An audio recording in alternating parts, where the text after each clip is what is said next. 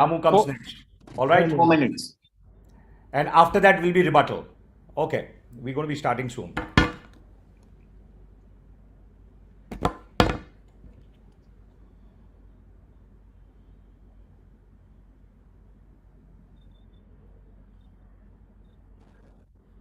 We are live.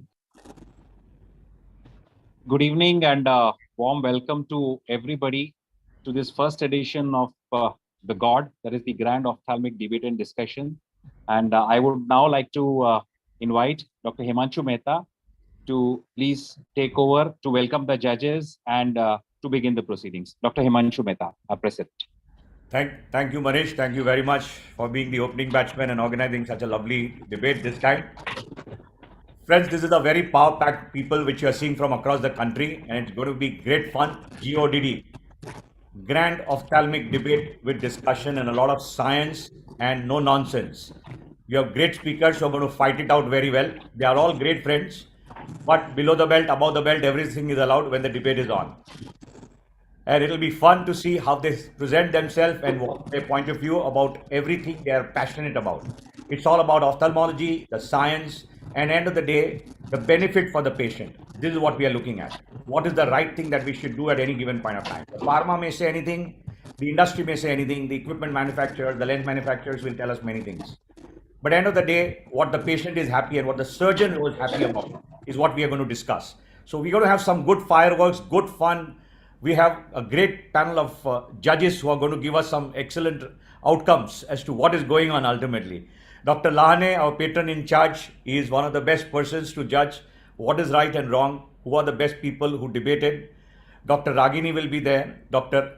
Ranjit Maniar is there, and Dr. Quresh Maskati, all doyens of ophthalmology and Bombay Ophthalmic is fortunate to have all of them together in the city of Mumbai and the Bombay Ophthalmic Association. They will judge basically on the content, which is the most important part, humor, of course, and the debating ability to present their case. Even though we might at times be overlapping one topic over the other, they may also be doing something else. But at the point when they are talking and contesting about a specific point, they'll be talking about that. So friends, we're going to be starting very soon on the first round of this very, very interesting debate, which we shall be having. It'll be whether you want to have monofocal and or a EDOF lens or a trifocal. And then the second round would be ICL, IPCL versus refractive lens exchange in a 40-year-old man. Now, this is a series of debate. The point that we are trying to do is not a monologue, it's a dialogue, and each one giving their very strong viewpoints. Each one of them have a great experience to talk behind, and we are going to be sharing some very good experiences over the years. And let's start with the first talk without wasting and much ado about anything else. They're going to be shooting directly and they'll be talking to the point so that they get their point across. Thank you, judges, for being and sparing your valuable time. Dr. Lahane, sir, do begin. A few words from you to start with. Good evening, and I welcome you all for this debate. This was Himanshu's brainchild. You know, he has got so many brainchild. And out of that, this is one of the brainchild. So he wants that we should fight each other. And for that, he has called every one of us.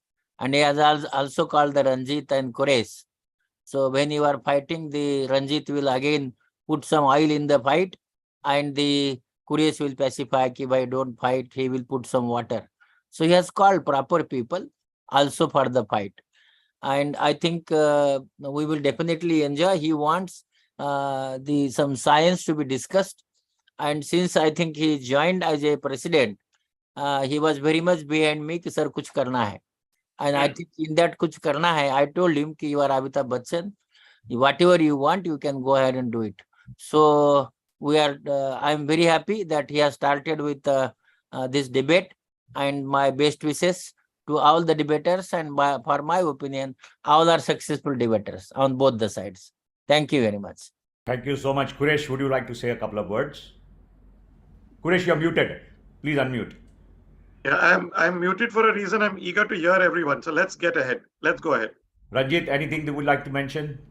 The brainchild, I just was wondering is it child only or all legitimate children? So it's like, Himanshu, you are full of ideas, and combined with Manish, I'm sure we are going to have a lovely, lovely, power-packed scientific year. I wish all the participants all the best, and mind you, you are being judged. Thank you. Wonderful. Mohan, what was that you were trying to call Ranjit when the meeting started? I hope you've not done anything otherwise. And Rohit Om Prakash had disappeared until now. He was trying to contact whom I don't know behind the scenes. No, Ranjit sir knows about me, and he's been there judges of so many of my OPLs which I have These won. days, we So don't already get cash. the permanent deposit has gone to him. No, it's only diamonds now, no cash. Your deposit has already been used because he has already given you the top prize so many times. So your quota is over. Thank you very much, Rohit. That's why Rohit was late in entering. He was trying to call Dr. Lane on the other side. All right, here we go. The first one, which we start with, is monofocal versus EDOF versus a trifocal in a 45-year-old MNC employee who has heavy laptop usage. The opening batsman today for monofocal, in favor of monofocal, Dr. Abhijit Desai. All over to you. Rules: 4 minutes. Each speaker gets 4 minutes. 4 minutes will be against. And you get a chance for rebuttal 2 minutes later. We'll have a grand discussion on that, and then we'll invite questions from the audience also for their active participation. Prizes will be given to the best team in either of these segments, and then in the first debate that we have 6, we have the runner-up, the second runner-up, the first runner-up, and the winner. And in the second debate, we'll have the first runner-up and the final prize for the best speaker. So we have a lot of prize, and most important for all the participants, there are a lot of prizes to be won. The first one who registered today is going to get a prize. The 50th one and the 100th one will get a separate prize. And anybody who asks smart, intelligent questions better than the crowd here, they get more prizes. So a lot of things to be there. Let's start with the fire. Abhijit, over to you. Abhijit is in my team, so all the best, Abhijit. Thank you, sir. Yes, boss. So let's have the disclaimer. The content of this debate is intended for general humor purposes only, and the surgeon assumes no responsibility for whether or not you get it. If you have specific questions about what is funny, consult your cartoonist or the humor professional immediately. Monofocals? Oh, please, hip hip hooray. Completely hip hip hooray. In a 45-year-old MNC worker with a heavy laptop use, a no-brainer. This is Newton, and you can see the normal crystalline lens out here with a reflex. Can anyone see rings or central enhancements on these? Why do I want to be God? I want to be good. Who in the right frame puts rings in the eye? Rings are meant for wedding. Rings are meant for Lord of the Rings, not for the eye. Monofocal users, most intelligent. We don't bother about angle kappa. We don't bother about angle alpha. We don't bother about Fuchs endothelial dystrophy or a PCR or aberrations or a eye tracy or a decentration or a retinal disease or a keratoconus or a tear film abnormality. Across all of them, monofocals work very well. Monofocal monovision using aberration correcting IOL, smart. Undercorrecting the aberrations, smarter. Increases the depth of focus without adding any dysphotopsias. You keep a target of minus 0.75 in one eye, no bother about pupil size, no problems with night driving, and excellent near vision. No visual disturbances at night. We are talking about no halos, no starburst, no strings attached whenever I'm advising this. No big, long chair time. I can see more number of patients, cater to a much more number of masses with these MNCs as well. Let's look at the optical bench halo measurements. In spite of everything, you can see that the monofocal has the sharpest focus out here. And that is what is required for corporate people. A 45-year-old MNC is going to be absolutely demanding about what he sees. He wants crisp vision. Even at 45, he's going to be comparing it to his normal vision. We are not talking of a patient who has just come into a cataractus age group. We are talking of a person who is already seeing crisp vision, and you're going to give him a non-crisp vision. I'm not bothered about the implantation axis or a PCR with a panoptics or a decentration or all these things at all. Damn it, I'm smart. I endorse multifocals. Do you?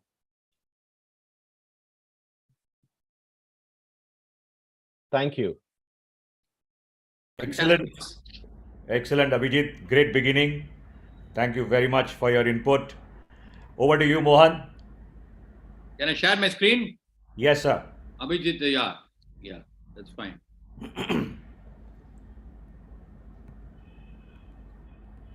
Able to see my screen?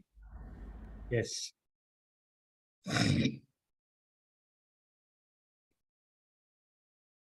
Am I audible as well? Very well, very well. Yes, sir. Yes, sir. We can Okay, hear you thank well. you very much, Himanshu and the BYA for the wonderful opportunity. My opening batsman, Abhijit, has done a wonderful job. You are talking about monofocal, EDOF and trifocal. Monofocal plus lens is what we are using. That is Hyans and Swissmove is what I'm going to talk about. These are the 4 keys to the refractive surgery. Look at the 4th key.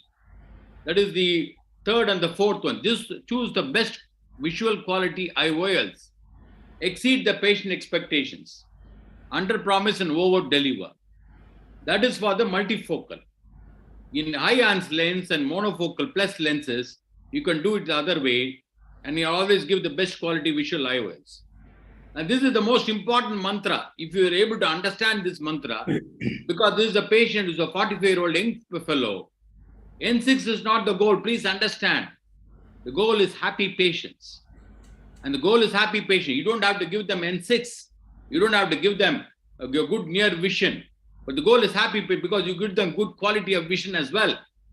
So this is a scenario, 45-year-old MNC employee, heavy laptop. He is not going to stop with laptop, ladies and gentlemen.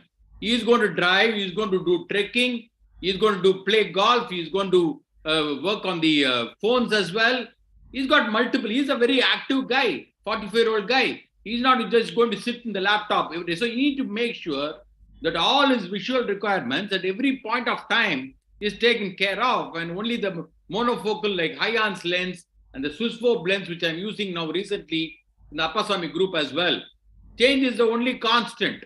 You see, there is a change of chief minister, and tomorrow what will happen? Even Rajnikant and even Mohan Rajan become the chief minister. The new necessity, what is this? The good intermediate vision. It's called the new middle.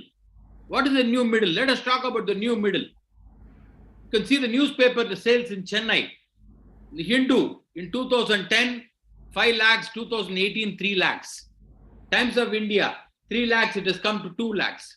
What is the reason for that? Because many people are reading newspapers on the iPad and the tablet. They are not buying newspapers. The iPad and tablet distance is not 35 centimeters anymore. It is 50 centimeters or even 60 centimeters. The near point has actually increased from near point from 35 centimeters to 50 centimeters. Look at this unhappy multifocal patients. Music Maestro, Ilayaraja. I operated in 2007.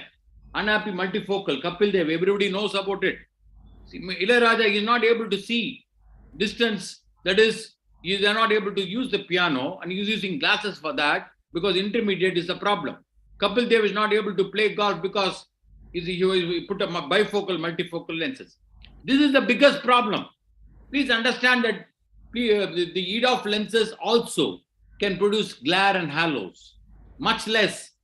Ring lenses, as Abhijit rightly said, more glare halos, more photic phenomenon.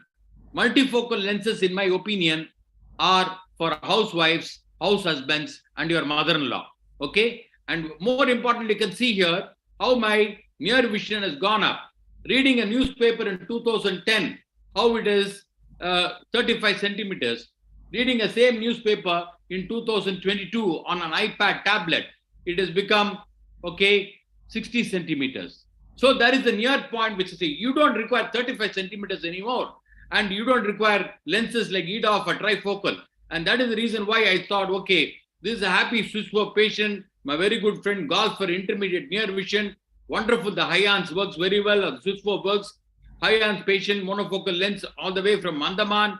Again, a businessman.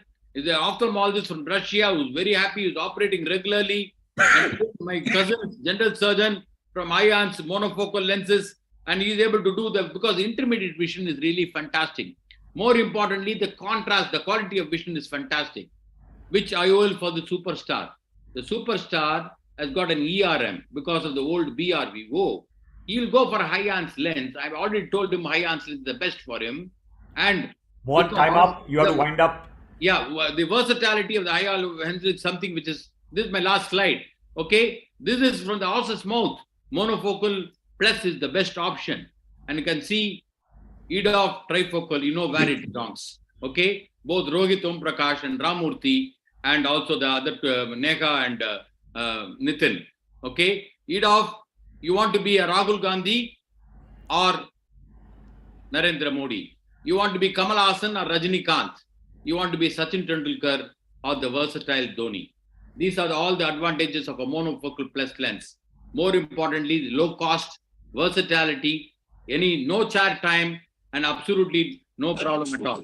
Hyans lenses, the monofocal lenses, plus lenses will replace the EDOF and trifocal lenses. Thank you, ladies and gentlemen. Thank you, Mohan. Wonderful question. Very well said. Well mentioned. Abhijit, there's a question from the audience. Dr. Nikhil Nasta is asking you, do the patient miss binocularity due to the micromonovision you have given them? What do you do for that? Quick answer. 1 minute rebuttal. So this is basically about improving the depth of focus by using your existing aberrations. Lenses like Technis are actually correcting the entire aberration and not leaving behind a depth of focus. There are certain lenses which actually undercorrect those aberrations and give you a depth of focus. Let's not go into the companies which do that, but that's the trick to it. And most of these patients, even with a 0.3, minus 0.3 target, do very well with intermediate vision, and they don't have an issue with distance as well. All right. Yeah. Thank you so much. Yes. No. I aim for what is called micromonovision. One eye, that is the first eye, I always aim for emmetropia. The other eye minus 0.5. When I use the Hyans, the Swiss lenses, the patients are very happy. Please understand that N6, N8, they can have at 40 centimeters, 50 centimeters. As I told you, the near point has receded, and occasionally readers, they can use it. Anyway, if we EDOF lenses, if you're going to use a lens like a VVT or a Symphony, you will require a reader as well. Why pay 4 times the cost and use a reader? You can have a Hyans lens or a Swiss lens with 1/4 of the cost. That's what I'm trying to say. Thank you, Mohan. Thank you. We go to the next set of speakers. I invite Dr. Nitin Malkan on his view for EDOF lenses. Nitin is a prolific surgeon in Mumbai, very sincere, honest practitioner who has done great presentations and work for Mumbai and Bombay Ophthalmic Association. Welcome, Nitin, to the show, and please go ahead. The show is yours. Thank you. Can you see the slides? Not yet.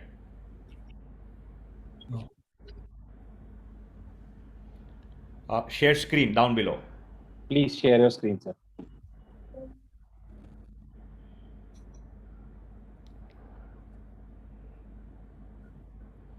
All right.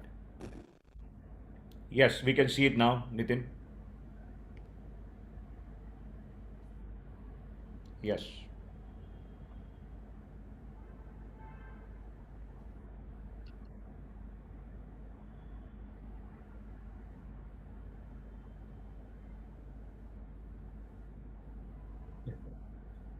Yeah, good evening, everyone. Yeah, I heard a lot about people talking about monofocal and singing songs about monofocal, but I believe in evolution.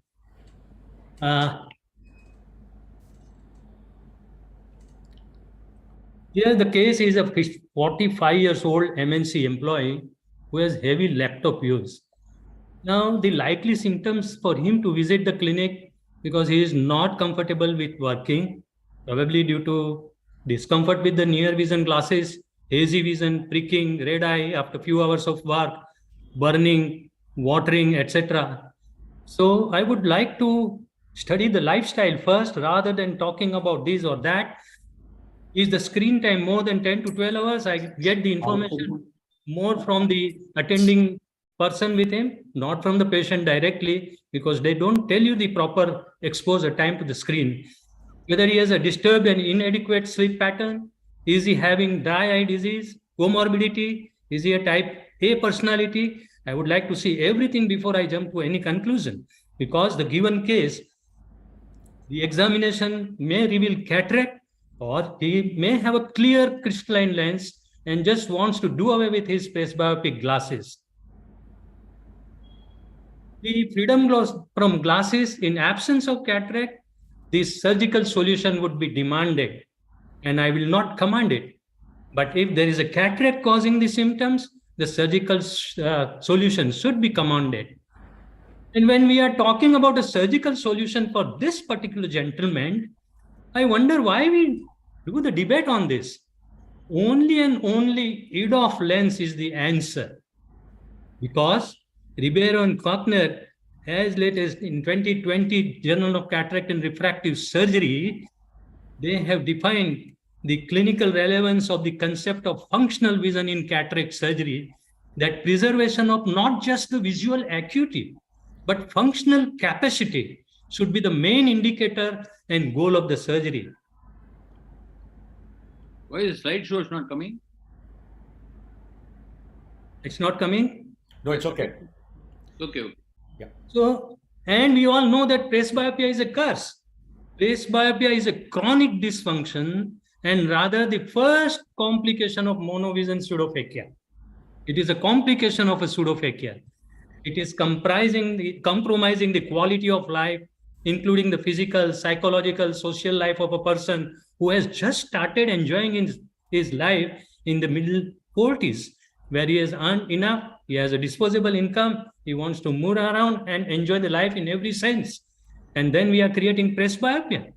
Visual function is more important than visual acuity. This was found out as early as in 2008 in British Journal of Ophthalmology, published the study of the aging. Globally, near vision problem has an even stronger impact on the patient's quality of life compared with the distant vision. Post-surgery improvement of the visual disability of the poor vision function is greatly impacts the quality of life. Look at this slide. There is a changing trend.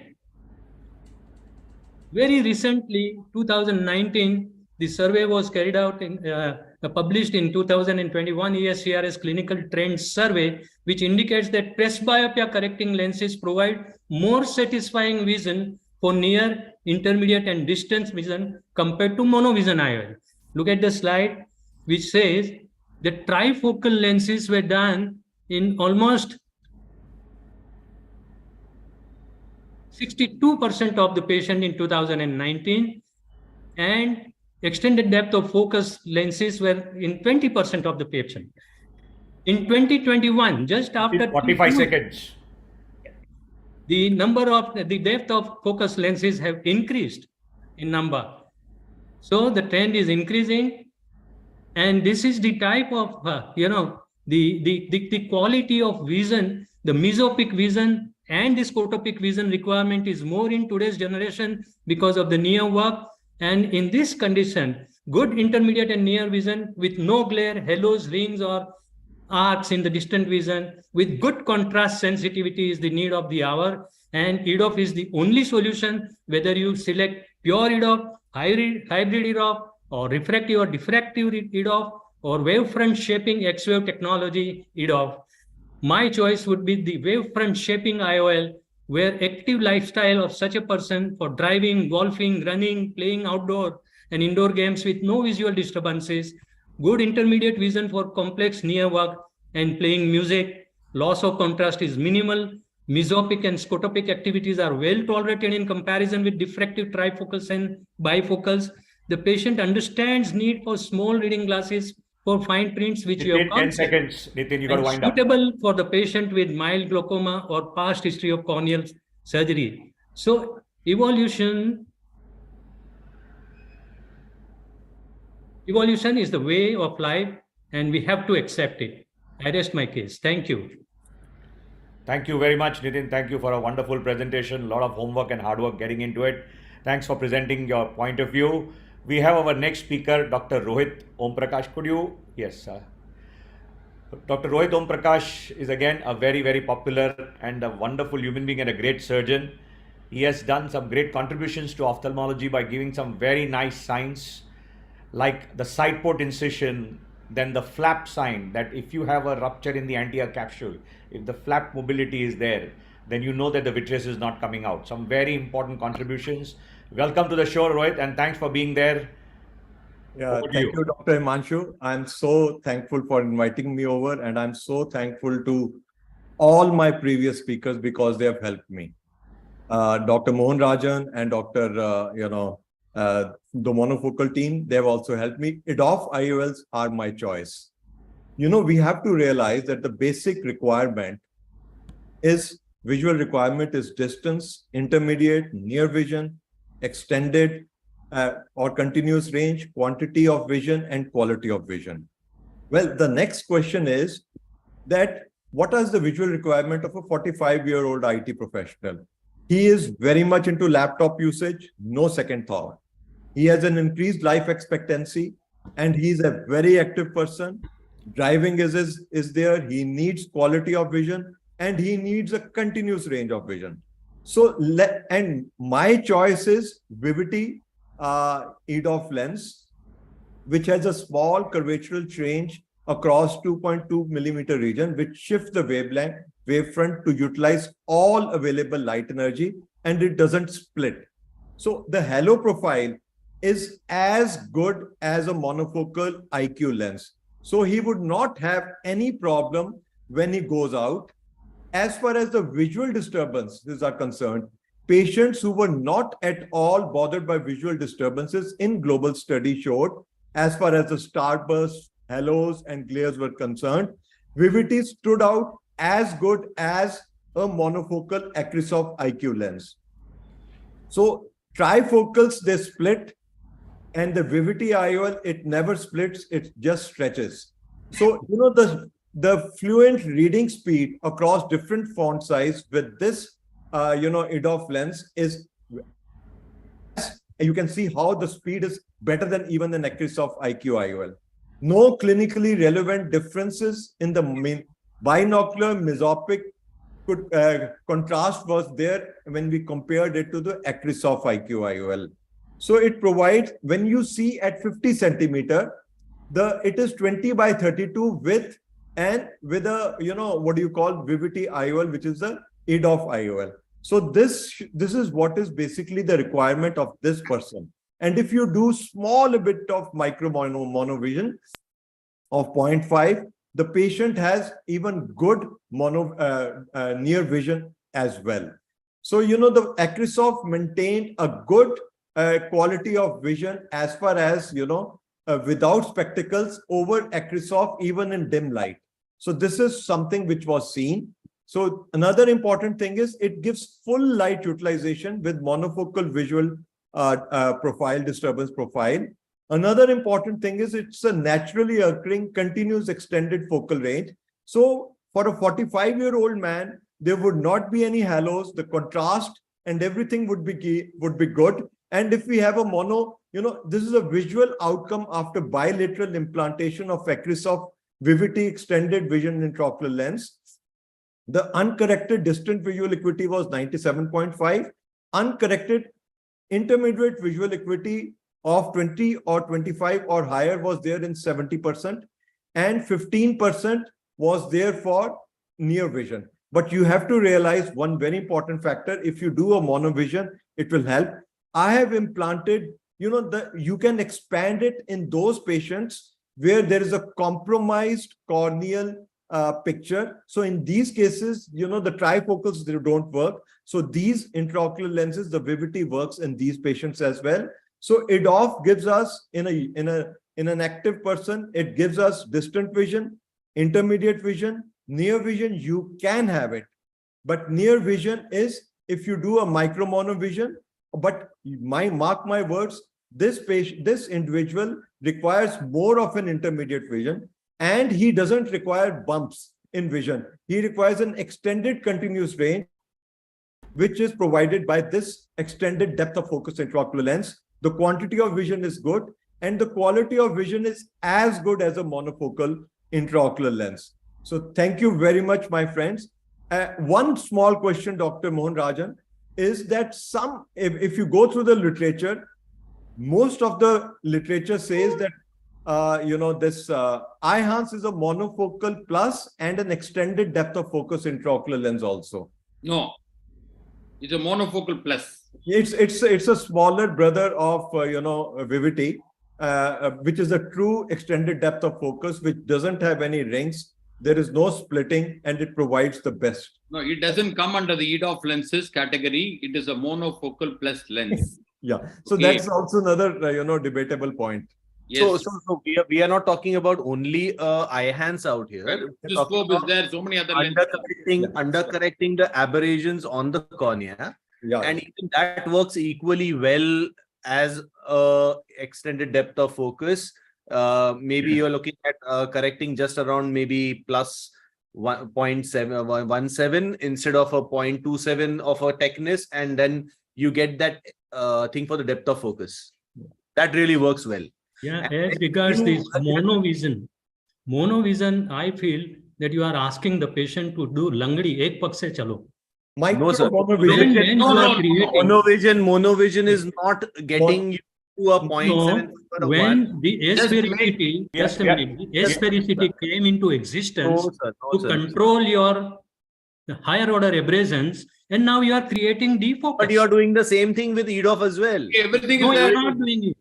Even You are with not doing because you are. It is EDOF a also we are extended doing depth. the same thing. even with 5 times the cost. Okay, friends, we are going to continue with the 5 debate. times the cost. This is the beauty of a debate. We want to, but let's have a chance for the last. Himanshu sir, Yes, sir. there is an interesting question. Yes, which I'm going to put somebody up those posed up. questions. Please go ahead. I thought Dr. after the Rishabh- whole thing finishes. Yeah, after Dr. Rishabh Shah has just put up a question asking whether a monofocal is better for a surgeon. Directed it to Dr. Nitil Malkhan. I just thought I'll bring it in here. If I would go for surgery, I would prefer it off. Yeah, What I have operated implanted. now. I have implanted Vivity EDOF in surgeons, in ophthalmologists, and they are so happy. It is to be seen, to be believed. I have implanted it in my mother-in-law, my father-in-law, in my cousins who are active drivers. And the only thing is, you should know how to use it. The first point which they said is under promise and over deliver. No, what we are going to come back- that's what I it can should see- say. I can see Okay, both of let me them. answer. No, I can want see answer actually to both of them question. lifting their No. head up to see those things and answer. I- Come on, both of you need to get operated. Now, what are we going to do? Okay, we need to have the third set of speakers together. No, Himanshu, They I want passed because 45. They are Rohit past is 45. talking some nonsense, I'll tell you. Himanshu, Himanshu, they are past 45. Okay, we hang I'm on. telling you. No, Okay. I have operated several ophthalmic surgeons, general surgeons, laparoscopic surgeons, urologists, entire range. All of them are happy with Eyehance lens. The reason why, because the Eyehance gives classic. fantastic vision for intermediate.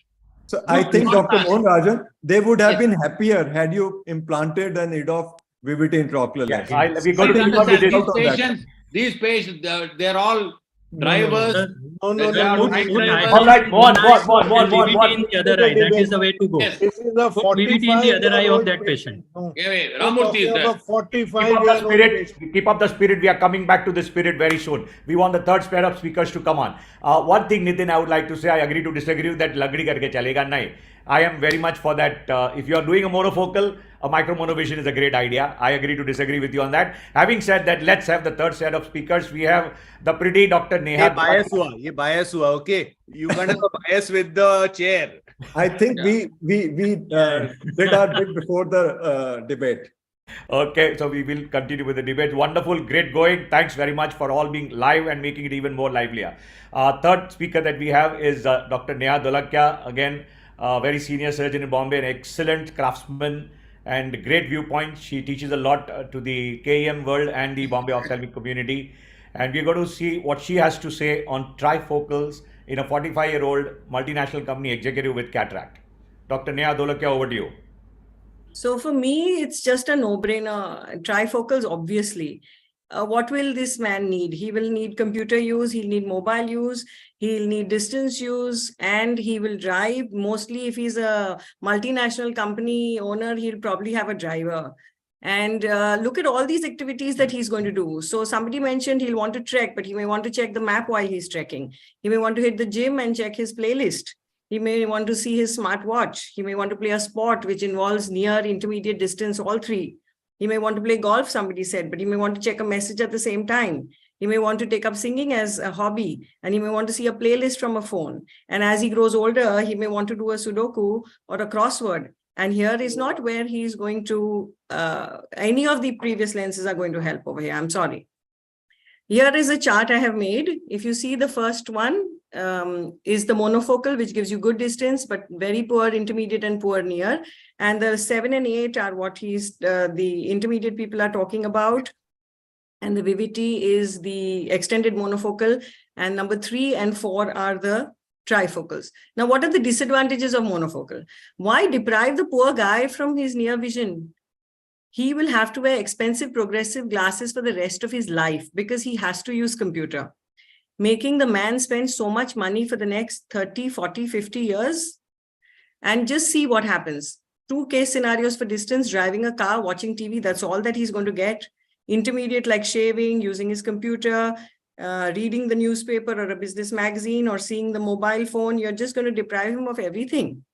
And then you say micro monovision. So out of 6 possible options with 2 eyes, you're just giving him 2 options, a distance with 1 eye and intermediate with the other.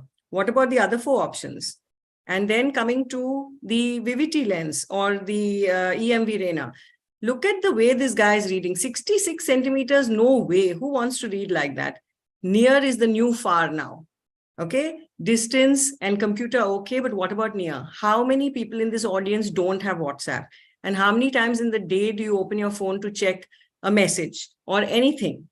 You want the poor fellow to carry a +1 reader along with him everywhere in his pocket? Very sad. Either he has to go for a progressive, or he has to carry his readers and keep wearing and removing them 20 times a day. And look at this. The EDOF lenses, both eyes distance, both eyes intermediate, but the near has completely gone. So you're depriving the poor chap from near completely. And then you say EDOF micro monovision. So, okay, 1 eye distance and intermediate, other eye intermediate and near. But one thing, what if 1 eye is slightly lazy than the other? We have lots of patients like that who have 1 eye. He may not get that range in that particular eye. Now we come to the trifocals. Look at this. The entire range from distance to intermediate to near, that too with each eye. This is brilliant. Who doesn't want this? And as when it comes to halos and glare, somebody just mentioned, well, how many patients have you operated in the past with trifocals, or even the restored or the multifocals that we got who are complaining today? It's a matter of neuroadaptation. It takes 1.5 to 3 months and the patient is absolutely fine. He'll be extremely grateful. And when it comes to chair time, somebody said, well, that sounds like a personal problem. I'm here to give the best what's there for the patient. And the previous refractive error, just think about it. If he's an emetrope or has been a hypermetrope, he'll be so happy because it's the first time in his life he'll be reading near without glasses. And just think if he's a myope, a low myope, who's used to reading without his glasses, you will make him a very unhappy post-op patient because that's something he could do all his life and now he can't. Now, if the surgeon is not implanting it because of the headache of counseling and chair time, well, that's not fair to the patient. Then you're just doing injustice to the patient. I tell him honestly that he's a very lucky man to have got cataracts at such a young age, because now he'll have the chance when his friends and colleagues can't read the menu, can't read their mobile, he can. So the advantages of trifocal are very evident. It's a continuous range of vision. And you're getting some now which you can start reading from 33 centimeters onwards, which is great for low myopes who've been low myopes previously. He can switch between distance, laptop, and without changing glasses. And he can go from Netflix to YouTube on the computer to WhatsApp on his phone within seconds without having to think of where to pull out his glasses from. He's not dependent on glasses 85 to 90% of his waking hours. He saves a lot of money on costly progressive glasses year on year. He will look younger. He's only 45. It's like a plastic surgery for a guy. Women spend so much. For this man, let him at least put nice intraocular lenses so that he looks young and he can wear nice sunglasses. The finish in a progressive pair of glasses is never the same as a pair of nice branded or good looking sunglasses. So give this guy a chance. So here I would say my mantra, use the latest technology available with the least post-op cylinder, do a femto if required. And here you'll have a very, very happy 45-year-old young man. So I rest my case. Thank you very much. I think it's a no-brainer. Young here. Thank you. Come on. What about young? Do I want a YPT here? Sorry? No, I don't want a YPT here. We are talking about a computer and me. Nothing, I like a YPT. nothing else. Nothing else. Dr. Neha, if I'm not wrong,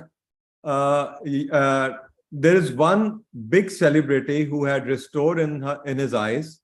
Dr. Mohan knows about him. He got both restores explanted. Yes. I mentioned that, no?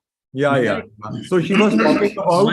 So I have expanded Dr. Neha, I have expanded 5. I would like to say, Dr. Neha, yes, you have very conveniently forgot to speak about the contrast sensitivity. Yes. It is a major contributor to a good vision. And as I have shown the slide, today's 45-year-old MNC worker is 70% of the time has a mesopic or scotopic vision, where contrast is so important. And that is what is lost. There was no mention of contrast in your slides. So the biggest thing is nowadays all the reading is on the screen where it is nicely backlit.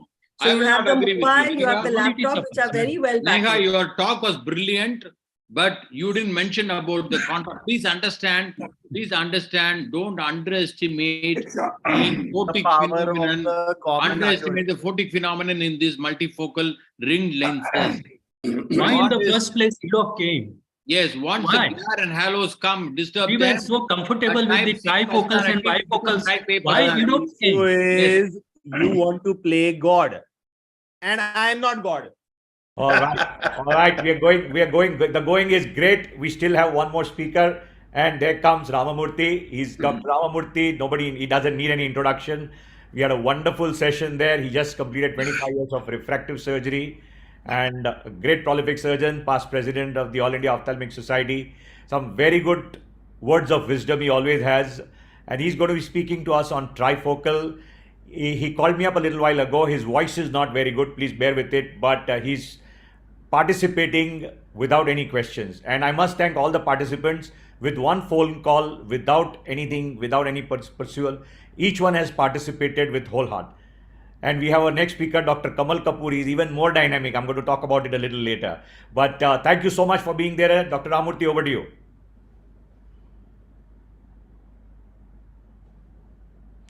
Are you muted, Ramu? No, can you hear me? Yes, now better. Yeah. I'm very sorry, very bad throat.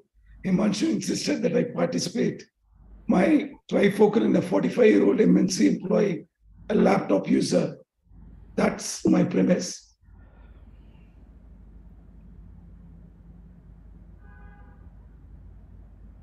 So what exactly is he looking for? He's looking for true vision, living vision for all distances, for near, intermediate, and distance. And not only for all distances, but all lighting conditions. That's in bright light, dim light, night light. So Nitin mentioned about contrast sensitivity. I'm going to take the bull by the horns and deal with that also. On all this person demands without a spectacle independence. Obviously, the only lens that can offer this kind of a vision is a trifocal intraocular lens.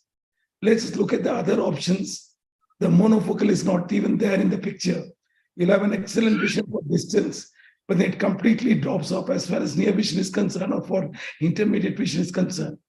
The conventional multifocal, a good distance vision, a good near vision, but intermediate vision, there's a large, very large trough. As far as the EDOF lenses that was being talked about, good for distance, reasonably okay for intermediate, then it drops down completely as far as near vision is concerned. My young 45-year-old is obviously going to demand vision for all distances, not a compromised vision where he cannot deal with his mobile phone, is reading books, etc. And even laptop for that matter often requires a reasonably good near vision. This is what is ideal, what is shown in green here. That is an excellent 6x5 or 6x4 vision for near distance, which comes to about 20, 25 or a 6x6, right through from distance to near of about 33 centimeters or 40 centimeters. When you get a good trifocal or a continuous range of vision intraocular lens, that is what this lens is able to offer to my. So essentially, what you have with a trifocal lens is an in the zone vision, that is a 20/20 to 20/25 from near to distance all the way. That's what a modern day computer specialist at 45-year-old will obviously ask for. What about quality of vision? We are not shying away from that. Let me refer to the two papers in which has been published and in which I was actively involved. In this first paper, I was the first author. This was conducted in 5 Indian sites in Shankar Nethralaya, LVPI, Narayan Nethralaya, Dr. Abhay Vasavada's hospital, and my hospital, the Eye Foundation. It's a clinical outcomes after bilateral implantation of a trifocal presbyopia correcting intraocular lens in the Indian population. 75 patients were actually enrolled. 67 patients completed the study. 94% of the patients were completely independent for all distances. Mind you, this was a prospective, well-designed study. 98.5% of the patients, 66 out of 67 patients were satisfied to very satisfied for all distances. Halos were report because they are specifically questioned for it. 14% of the patients did say that they saw occasional halos, but was not really disturbed by it. Only one patient out of the whole lot complained of severe halos, which was constantly making life difficult for him.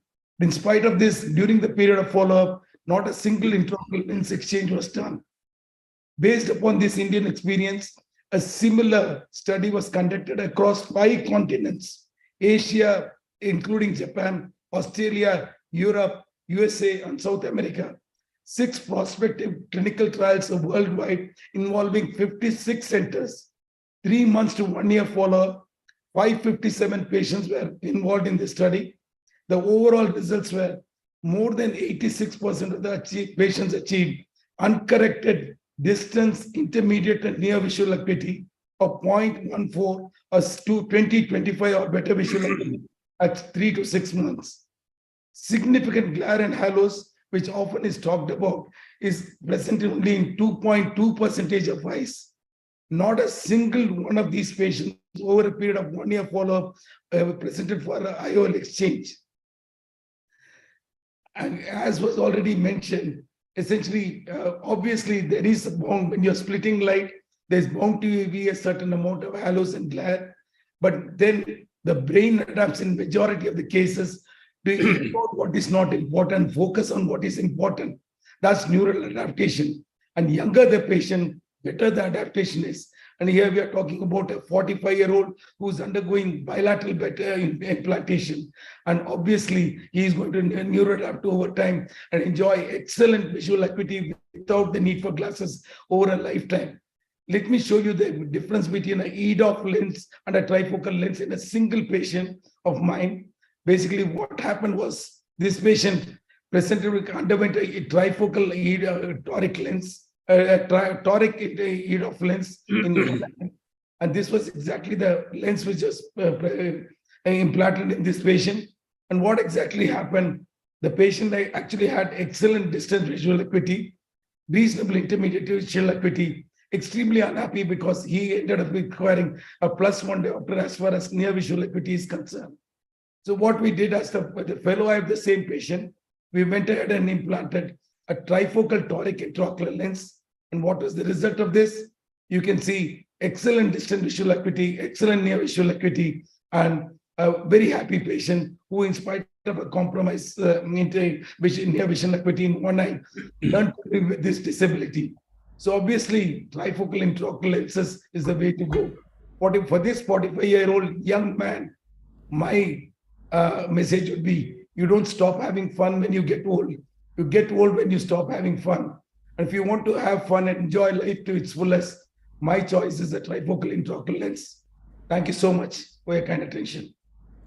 Thank you, Ramu. My- Thank you so much. Despite not being well, you make great effort and great Also- attempt by all the speakers. Also, my two pointed questions to Ramurthy, sir. Yes. So one, in your study, whatever you said, we want this data of the people who are 40 to 50 years old.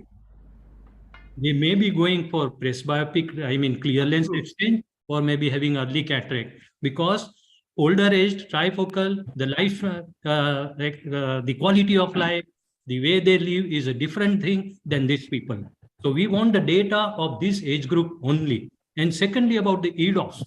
When we talk about the EDOFs, EDOFs are problematic lenses when you are using hybrid EDOF. Hybrid EDOF, diffractive EDOF, or refractive EDOF, or diffractive refractive EDOF. No. Absolutely. I don't say yes to these lenses. It is only the wavefront shaped EDOF. They are Absolutely. wonderful. Absolutely.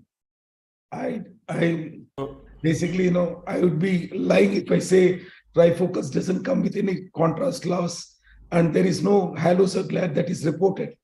But the fact is that if you look into your own patients who have had an excellent surgery after proper optimization of the optical surface, good surgery, good follow-up, good hand-holding for the patients, very rarely do the patients come across a patient who finds the glare or halo is disabling. There's a certain price to pay as far as the quality, as far as good vision for all distances is concerned. And in my own experience, I find it working very well. What I showed you is a very large studies, prospective studies, conducted in 5 very well-known centers in India. But and that 6 doesn't worldwide matter studies. for 45-year-olds. No. Today, our That is for older patients, Ramurthy. Not really. The inclusion criteria for these patients included right from 40 years to 65 years. And basically the average age group of this patient was 52, not very far from 45. And But all those studies do not have a unilateral cataract. Most of them have a bilateral. No, I'm not sure whether it was mentioned that this patient has a There is unilateral no study with a unilateral cataract, with a unilateral trifocal and a no. How are you assuming this plant person in has a unilateral metropia. cataract? Okay, we have had great points of view. We are running short of time. A few questions from the audience that I would address to all of you. Dr. Preeti Kamdar asks, a 43-year-old lady, a diamond sorter by profession, has a posterior subcapsular cataract in both eyes, left eye more than right, vision 6.9, N10, left eye 6.60, N18. She shots diamond with the left eye with the loop. She wants specs. What would you do? Which lens would you put? Got specs. She wants specs, but she doesn't. If she wants what lens, if she doesn't want what lens? Eye-ans is the best. Trifocals. No, if she wants little number, VVT is the best lens. Eye-ans is the best. I have implanted in Eye-ans, eye-ans. Please, I beg to differ that eye-hans is a monofocal lens. No, it is not. Perfectly happy. I You would cannot be sort fine. with either eye. Eye-ans is not a monofocal. It's All not a right. read-off lens. Perfectly All right, fine. all right, got Plus one lens. more question from Dr. Ankita Mulchandani. Sir, which IOL will be giving vision closest to natural vision?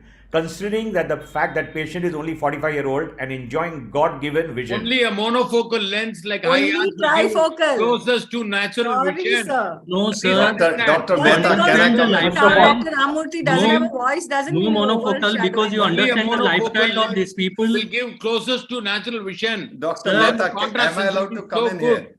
All Ankita, other come in lenses here. will give less All than right. natural vision. 70% of the waking hours person is using intermediate and near vision. If you look at this age group, 70% of the time. Put a monofocal with Make them -2. comfortable for that vision. I can Not satisfy distant the vision. patient 100% of the waking hours. Pardon?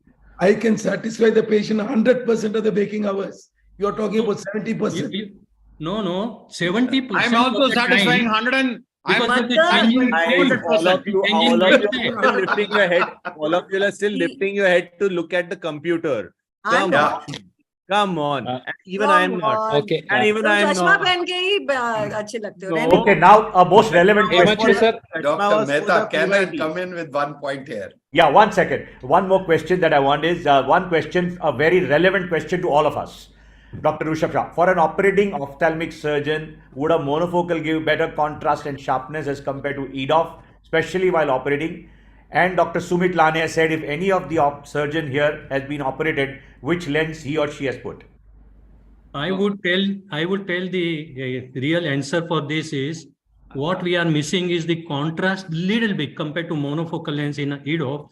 Now, when you are operating, you have so much of illumination available with you. That's what I'm saying. That doesn't come in. Absolutely It doesn't correct. matter. It doesn't matter. Everything goes off. Even with the diamond assorting person, they are using a magnifying loupe. So Yeah. everything gets magnified with good light. So hardly it matters whichever lens. Most You aberration. are not the debater. Where are you coming from? Dr. Ranjit Manyar, you had a few words to say.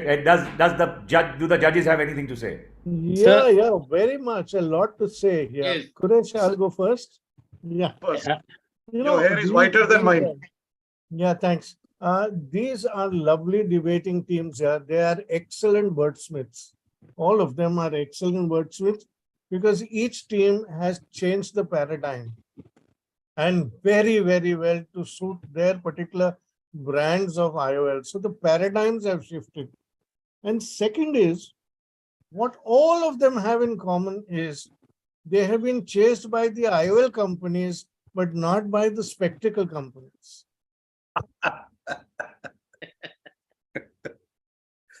The pigeon is back. So, Kuresh, anything you wish to Yeah, say? yeah. I want to say, IOL first of all, is बोला that evidently not much of communication between the speakers has taken place, because when we start the debate with Abhijit talking about monofocals and saying EDOFs are bad, and then his teammate, so to speak, comes out with monofocal plus is good, therefore monofocal is bad. And then we go on to Rohit No, I saying didn't say that only monofocal is EDOF, bad. and Mohan says EDOF, his IHANS is not EDOF. So there is a lot of splitting of hairs. So on one side there is monofocal, then there is an monofocal plus stroke EDOF, then there is EDOF itself, that's the VVT. And then of course Neha and Ramamurthy talk about the trifocal. So according to me, it was a continuous range of vision, but At continuous least range Dr. of IOL Ramurthy and I that we saw. were on the same page. The other teams You- are having fast food yes. inside the team. I only agree. now. Neha and Dr. Ramamurthy were on the same page. The others were, Absolutely. it was a continuous Perfect. depth of the depth. We are also on the same page. Correct. Come on, You all what is- first figure out what is EDOF, then we'll talk, because okay. you all are not No, agreeing no, I want to internally give this. only. See, please understand this. Right. IHANS. But at the Everybody end of says the day, IHANS is a EDOF lens. IHANS is not a you EDOF are lens. still putting contrast down. Okay, IHANS. about the contrast and halos and glare and what Now, you're now, saying, people now are that complaining. 2 25-year-old things, let me tell you. MNC next year, Only if you after COVID starts to do painting, it's crazy. You can't. only if you stare at that light will you see the halo and glare. Only a man from the psychiatric No. ward would do that. When you Proponent put of monofocals, let what me Neha tell you, says is, when you the put proponent for a of patient monofocals, trifocal, please, I have to when tell you look you- at the light, please close your eyes. Don't stare at the light. Let Kamal come in. the whole All right. refractive All right. surgery We thing has come up. have one more debate to go. Sir, Kamal, you wanted a point. Sir, Kamal, sir, you wanted to- Kamal, one more interesting question which has appeared twice. Dr. Sumit has asked and another person has also asked whether anybody has considered using an EDOF in one eye and a trifocal in the other eye. Yes, because when you put an EDOF in one eye, the patient is unhappy with the near still, and you have to go ahead with the trifocal in the other eye so as to satisfy that requirement for near. Madam, you choose your EDOF has lost. Slides also. choose your EDOF properly. You understand the Yes. optics and then Yes. I have explanted one trifocal and put an EDOF, and the patient is very happy. But Can one I is come in, many. Dr. Mehta? Guys, You would have done because- 1,000 trifocals out of one. That is not a reason. That's not a good one. Let me ask a question to all the Presenting and monofocals guys. exchanging. Yes. I have This explanted. is like Arnav Goswami show. I have Everybody's speaking. I have explanted trifocals. I have explanted bifocals. I have explanted monofocals as well. Thank you. Now that's the point. Problem is with the biometer. Things are a different thing. It's about an unhappy patient, and it's about how many times are you how you going to come across an unhappy patient with which IOL. Absolutely. I've had that. That is the Happy question. patient. Happy About patient. unhappy patient, there are so many factors to be seen. Not just blame. Don't All right. blame just the That's a big technology. discussion. That's a big discussion. But let me just make it easier. Monofocal is the oldest technology we had. Why did we expand on science? Because we went on to EDOF and we went on to a trifocal. So we'll discuss that. So there is progress in science. There is a logic why we wanted, and people got more greedy. So Dr. Lahane, would you like to mention a few points, sir? I think the Quresh has not spoken. Quresh? I spoke. I said that there has been. Dr. Ragini has also joined. Ragini, madam, Dr. Ragini. No, sir, I'm enjoying the discussion, and I'm Ramamurthy, sir. Please get well soon, and congratulations to Himanshu Bhai for his first webinar. And please, everybody, go on. I'm just enjoying it. Okay. Thank you, Ragini. I have heard. Hi, Mohan Rajan, sir. Hi, Rohit Prakash, sir. Malkan, sir. Hi, Neha. Hi, Manish. Hi, everybody. Hi, Kamal Bhaiya. Hello. Okay. So, Manya, sir, and Quresh, sir. Namaste, sir. Sorry for the interruption. I have heard the discussion. The first question to me is if now Ragini told me that I have got one, you can say, spoke of the cataract, and after all this 6% discussion, now I will not go for cataract at all. That's a good one. Because see what happens, in the discussion everybody says that this is better, and as you know, in the debate, if six people are pulling one eye, what will happen? So it is like that. So now the one is saying the only thing in Neha's this one, whenever you are presenting anything, you must also say that these are the disadvantages. It should be included, though it is a debate, because it is a science. Absolutely. Like Ramamurthy, I think I appreciate what he said. In one I can go for the EDAP, and other I can go. But in EDAP also you must see that everything is not VVT. And when you are thinking of VVT, the patients are not affordable for VVT. So that also we must consider. So everywhere the VVT, okay.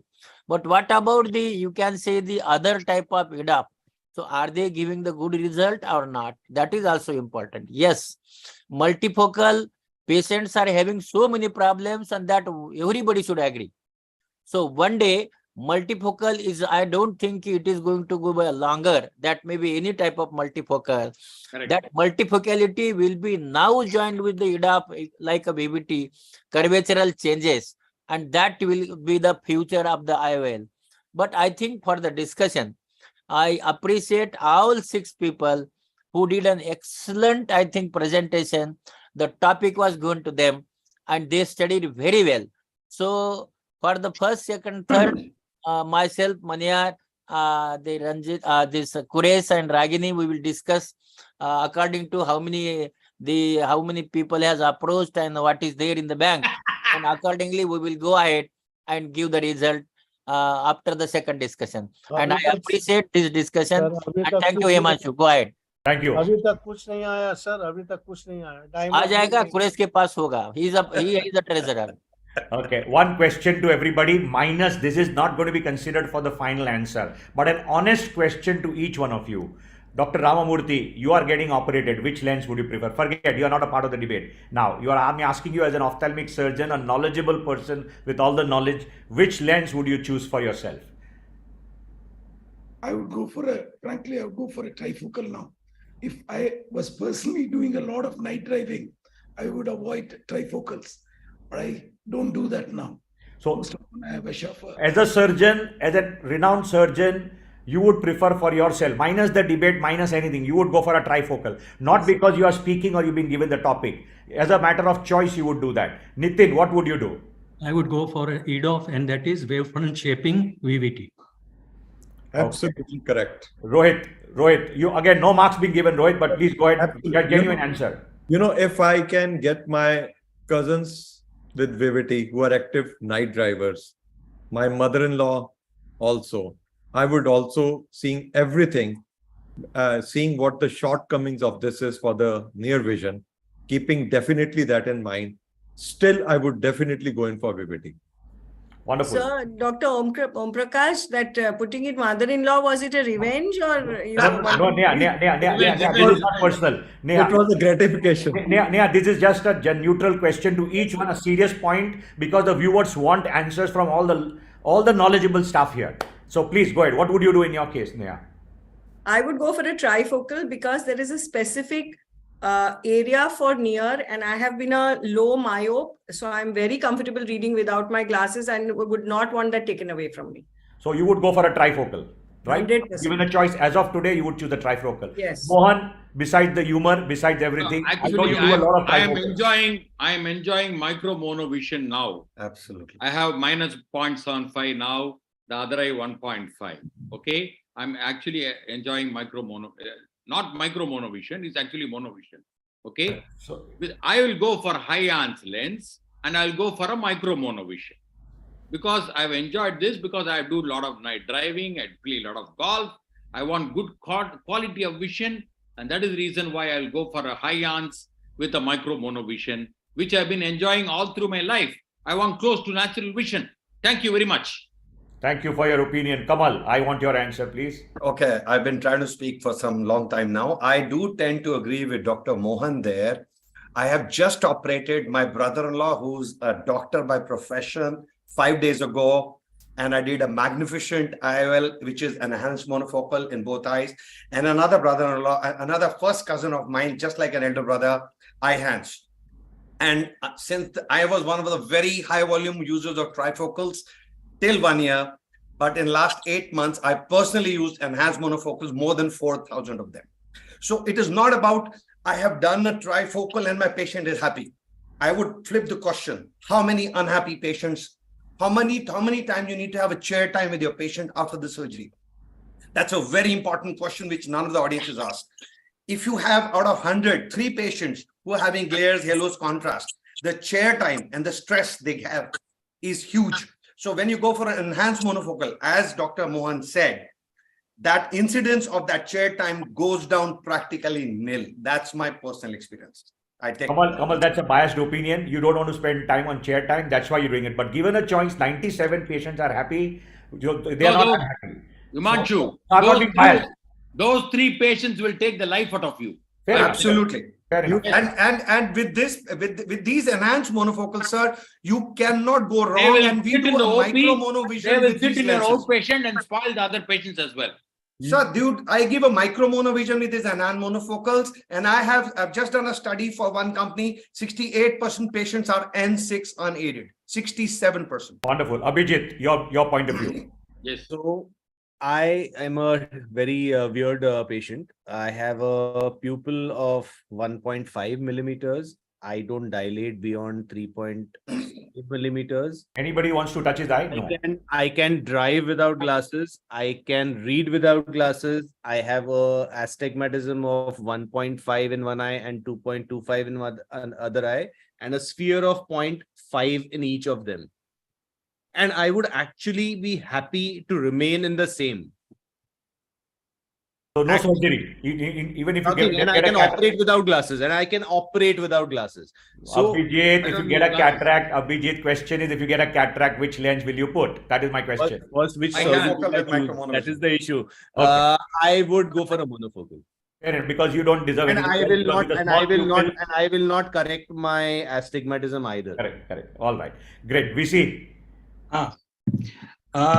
Most of the discussion about the trifocal is positive, and most of the surgeons don't prefer to put in a trifocal is because of the 2.2% of the patients who get the halos and the glare at night. The problem is, if the patient has a halo or glare, you have absolutely no solution. Yes. VC, my question now is no discussion. What would you put? Would you put which lens would you prefer? That's all. I would put a VVT lens. Period. VVT. Kuresh, you have disappeared. Kuresh. VVT also their glare halos, sir. Kuresh, which one would you after this? In my own eyes? Yes. Absolutely. Yes. In my own eye, I think I would go for a trifocal. Wonderful. Great. Yeah. Manish, quick answer from you, Manish. All the best. Manish, you are muted. Sir, I would prefer to go for IHANS. Wonderful. Actually, Himanshu, you should be asking them, what would you put in your wife? No, that means there you prefer to have a scotoma at certain places. So I'm not going into that. I refuse to answer this, Abhijit, because she's also tuned in. Okay, Samresh. Come I on. don't have much of, I'm not an avid reader of print. So I would go with the Vivity that will give me a good range of vision for my day-to-day activity. Sir, Dr. Lane, sir. I think we need to move on to the second topic. Yes, we are just a quick, because it's a very vital question for everyone. Whatever Ragini decides. Okay. All right. Madam, what would you put in his eye? So that is exactly what I was putting up my hand for. I don't know what lens, but I have one question. So 2-3 years back, we were putting trifocals, panoptics in everybody. Now Vivity came into the picture and we are putting Vivity. What I'm wondering is, once you do the cataract and another lens comes into the market, then there's always development. So I'm really very scared, frankly speaking, because, you know, in my relatives and all, we have operated, we put trifocal. Now my bhabhi got operated, sir put VVT. So, you know, there is always advances. I know VC sir was putting trifocals. Now he's putting VVT. Then what next? So I'm really worried. I'm really scared. In next 6 months, madam, before a new lens is introduced in next 6 months. Go for high hands. No, more. I will do it for you. Sir. I will do it for you. Another advantage of Himanshu is that the enhanced monofocals can be mixed and matched with most of the lenses. All right. So we go to the next topic. We go to the most important topic. Thank you so much for a lively discussion. Please don't leave. We are going to have much more fun. The second topic which we have is ICL, IPCL versus refractive lens exchange. And who else better than Dr. Kamal Kapoor to start with on the pitch? IPCL, one of the highest users of IPCL in the country. Mohan, over to you. Kamal, over to you. Sorry. Okay. Thank you, Dr. Himanshu. And I think it's, I just feel so lively, you know, I like to kind of push my point forward, thoughts forward. The platform is live with fire. So many speakers, you know, firing full cannons. So interesting topic. And it's something very close to my heart. And this is what what I practice in, is my screen visible? Yes. Okay. So just a minute. There it is. Is it visible for all? Yes. Yes, sir. Yeah. Yes, sir. So we have a 40-year-old patient, which of course, as an afterthought, I asked Dr. Himanshu, supposed to be a myope. How much myope, we don't know, but we're presuming is let's say moderate myope, -4, -5, whatever. So ancient wisdom says, in any surgery, when I did my internship and a house job, my chief surgeon, general surgeon said, do not sacrifice any human tissue if you don't have to, and if you can save it. So starting with that premise, and this is since a refractive lens exchange, I'm presuming though there's no cataract there. So are we wasting this lenticular tissue, which is still functional, which probably will have 10 to 15 years of more life to it before it starts getting into a DLS grade 2 or a grade 3 or some opacities? Can we save this? So what are the points against refractive lens exchange? It may not be an ideal surgery for most of the high myopia patients. And we know because some of these myopic patients have tendency for retinal detachments, surgical issues of very, very deep anterior chamber while operating. Suppose you're doing a very high myope, they can be very weak zonules. The bag size can be big. What about if there is a toricity and you are trying to take care of some toricity, the bag size being large, the lens may not be very stable. Appropriate lens power calculation, because there can be some aberrations in very, very high long axial lens. As I've already mentioned, there's an increased risk of retinal detachment. So juggling with the formulas, IOL formulas, you can have irrespective, you can have the most perfect formulas, but all will agree. They may not answer it here on the debate, but you don't get bang on every time. But when you do a phakic lens implant, you are just correcting the refractive error. And you cannot go wrong with the refractive error. Yes, I agree. For most of my friends and audiences who are not doing a lot of phakic lenses, what I'm saying might sound a bit odd, but the reality is, if you are a good cataract surgeon, phakic lens is a cakewalk. What you don't require is, the best part about this technology, it's reversible. It's absolutely reversible. So that is my biggest pitch. Suppose, God forbid, my patient is not happy. 1.0001% chance. It's reversible. I cannot say the same for a refractive lens exchange. Now, demanding patients, what if the patient has already got some refractive surgery done?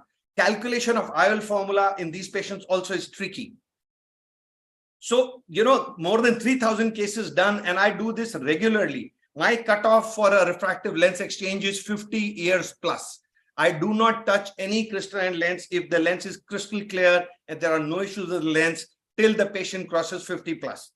Now, the best part, phakic lens, which has over Relax, is that it is reversible. Now, my friends, do not forget this. This is a very, very important tool for the surgeon. We all were talking about unhappy patients. What if the patient is not happy? What if the patient has photic glare or something? You can take care of that in case your patient is unhappy. So more than 2 lakh phakic IPCLs have been, IPCLs been put. A proven track capability. Now, what if the patient also wants some near vision? Till now, we are talking about correcting the myopia. So what I do for these patients is, suppose the patient is a high myope, -6, -7, -8, -9. I undercorrect both eyes by 0.75. And you'll be amazed. These patients are 6'9" and above, both eyes open, and they are doing a beautiful vision of N9 or N6 in some of them. My tall patients are very happy with N6, even if they are high myopes, because I bilaterally undercorrect them slightly. So that gives them a good lead time of few years before they have a problem. I can also do a micro monovision with my phakic lenses. I do both the lenses. Or I can actually use a presbyopic IPCLs also, though I've not done this in this particular age group, but that can be done because, the ring size is smaller. The chances of loss of contrast are far lesser. But my first 2 choices would be my ideal choices.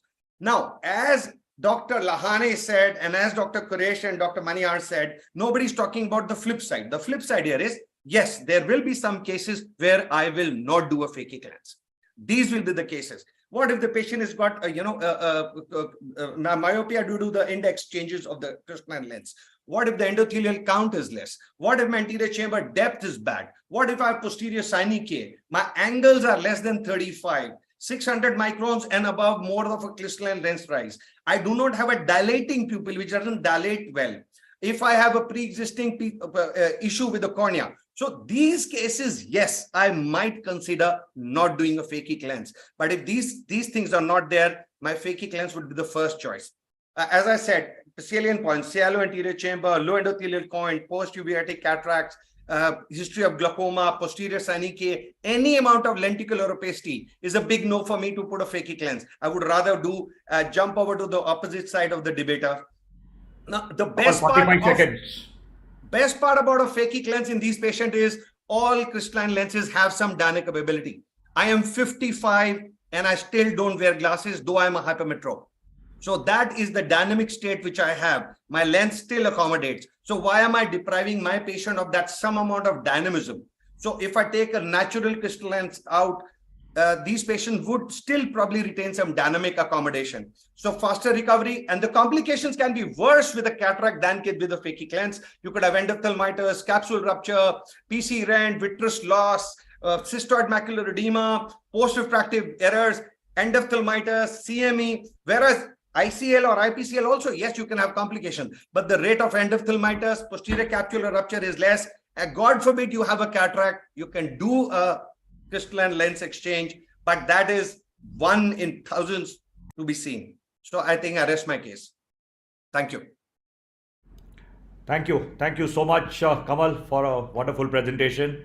Great clarity about all your thoughts. We have to give us a counterpoint of view, Dr. Samresh Srivastava, who's going to tell us that why is a refractive lens exchange in a patient, a 40-year-old young man, better than doing an ICL, IPCL. Am I audible, sir? Yes. Yes. Thanks a lot for inviting me for this. I think Dr. Kamal made a great point with whatever he said, and I value all his comments on his assessment of why IPCL or a phakic lens is good. But in all justice, I don't push any of these patients for any surgeries. I don't push any of these patients for surgeries.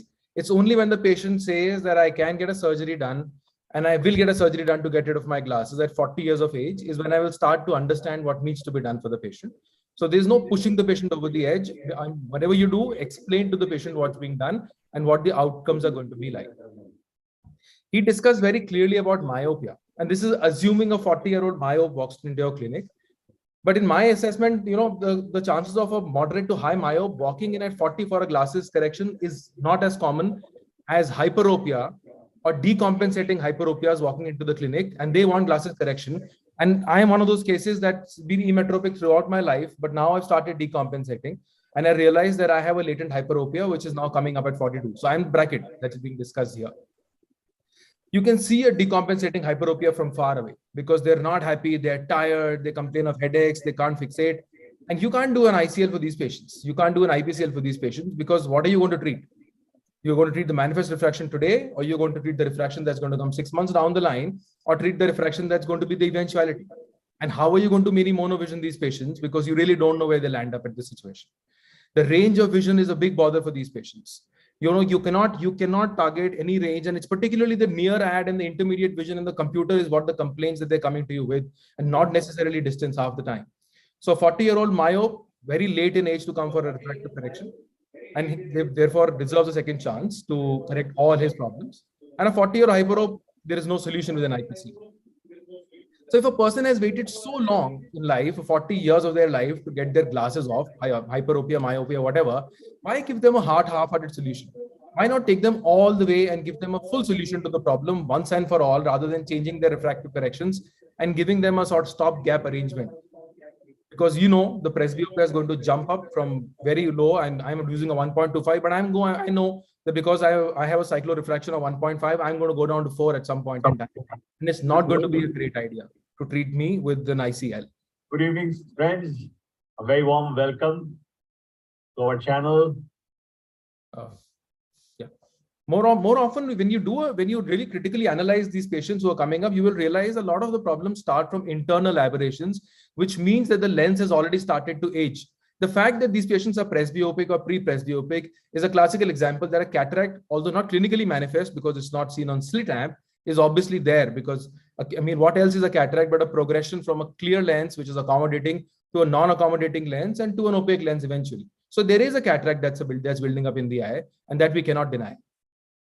So why push these patients in a short span of 10 to 20 years at max, from 40 to 60, from an ICL or an IPCL to an intraocular surgery and 2 traumas in such a short span of time? I don't think anyone deserves such quick succession surgeries in a very fragile tissue like an eye. I do understand that there is issues, particularly with myopia, because the disease spectrum and progression could include things like glaucoma buildup, cataract, manifest cataract, as in a clinically visible cataract, or a retinal detachment. I think all these things are easily treatable or easily manageable if you do a thorough evaluation. If you have a retinal issue, pre-treat with a retinal barrage, invest in a good doctor who can, good retinal surgeon who can consult and treat these patients. If there's a possibility of glaucoma, I don't think any surgery needs to be done for these patients, IPCL or lens exchange. With the advancement of techniques and technologies, surgery has become extremely predictable, particularly with phaco, because it's tight, closed chambers, and with newer machines with active fluidics, you can really maintain the chamber. It's the chamber collapse during the surgery, which is our fear in refractive lens exchange, which can cause a potential of a retinal break or a retinal tear. But if you keep the chambers formed and you do a viscoelastic exchange when you're doing a surgery, chances of you trampolining that posterior capsule anteriorly and possibility of having a retinal issue is actually clinically negligible to none. And we've all seen it in our cataracts. How many of our cataracts in today's date and time with modern surgeries and modern machines do land up with retinal breaks or cystoid macular edemas and so on and so forth? It's negligible. It's probably as good as it would be with putting a phakic lens in the eye. And like Madam said, I mean, everyone deserves to look stylish forever in life. So why not, enjoy a good range of vision, full range of vision. At 40, they're heading towards complete presbyopia in the next 5 years. And nobody likes presbyopia and nobody likes progressives. It's a compromise, and why should one have it? So the final solution is to hang Hitler and be done with, that's the final answer. And with that, I rest my case. Thank you so much, Samaresh. Great point of view, what you're mentioning. Nobody likes multiple surgeries. We have our next speaker, Dr. Vinod Mehta, a leading practitioner in Mumbai with loads of experience and wisdom. He's going to talk to us on ICL, IPCL for in a 40-year-old male. What would he do?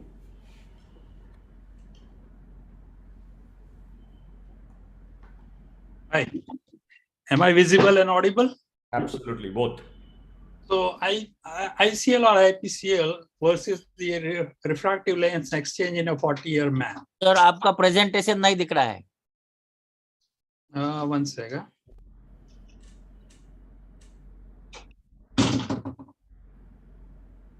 Okay.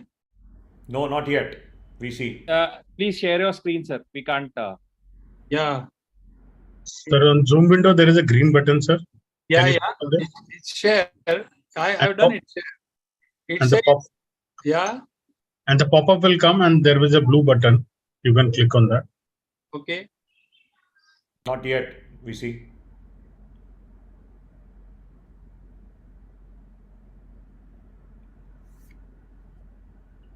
You will have to click twice, sir. First the green button, then the blue button. Amresh, you are allowed to hit under the belt, at a time like this. I did it. Rohan, come on. Give it to him.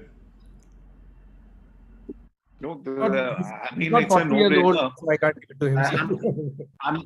I'm going to be making the points that sir had made in his presentation. He actually made the task very much easier because all those points are already covered about endophthalmitis and TAS. Why would I want to, subject that patient twice over to that risk? The risk becomes 2 times rather than it being a 0.5% in a normal surgery. It becomes 2 times when you expose that patient twice to Are you getting your surgery. slide? I'll be making those points.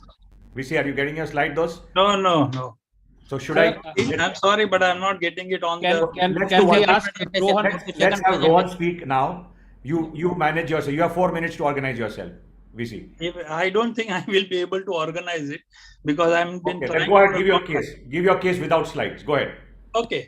So the point is that in a 40-year man who comes to you for presbyopia correction, what I feel is instead of getting into the treatment part, I want that patient to experience presbyopia first. I want him to struggle with the presbyopia so that he understands what problems he has with presbyopia, and then he will probably appreciate my treatment. And my treatment is going to be an ICL or an IPCL. Now, why do we want to kind of remove the optically good natural lens?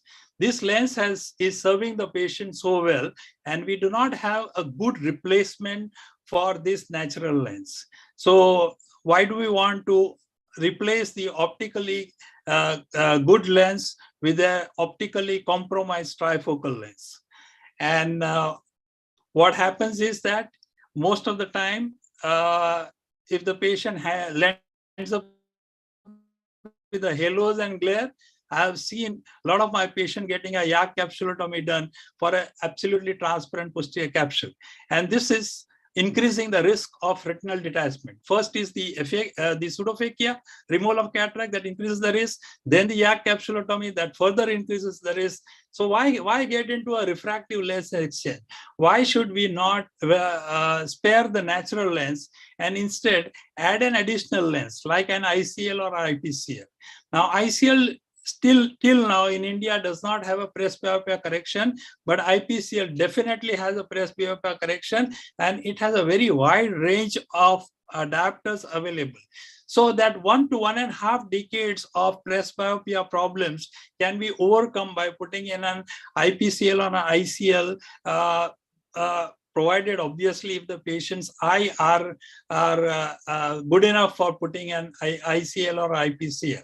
And once that is done, then he retains a good quality of vision. In fact, a lot of my patients, especially the high myopes, gain in lines in terms of the vision after putting an ICL or IPCL, primarily because the refractive correction has been done at the nodal point. One of my recent patient who is a radiologist who came from US was around 0.9 or 1.0, has gone to 1.5 vision. That is, he has got a supervision, and recently he SMS'd me that, "Doc, can I go for a scuba diving?" And he has already completed 3 or 4 dives. So my point is to give good vision, and if it is possible with the help of IPCL or ICL, we should give them that decade and a half of spectacle independence, after which we all have to undergo a cataract surgery. So my choice is ICL or IPCL. At the moment, ICL presbyopia is not available, but IPCL presbyopia is definitely available. So my choice is phakic IOL till the lens becomes bad and he goes in for a cataract surgery. Thank you. Thank you so much, Dr. Vinod. Thank you so much for giving your point of view. Rohan, you're the last speaker. So we're going to hear some good fireworks from you to hear what is going to be happening. Would you do a IPCL or would you do a refractive lens exchange? Refractive lens exchange all the way, sir. Let me just, is my screen visible? Yes, go ahead. Go ahead. So the topic on the floor of the house actually is RLE in a 40-year-old young man. There is no ICL, IPCL as far as I am concerned here.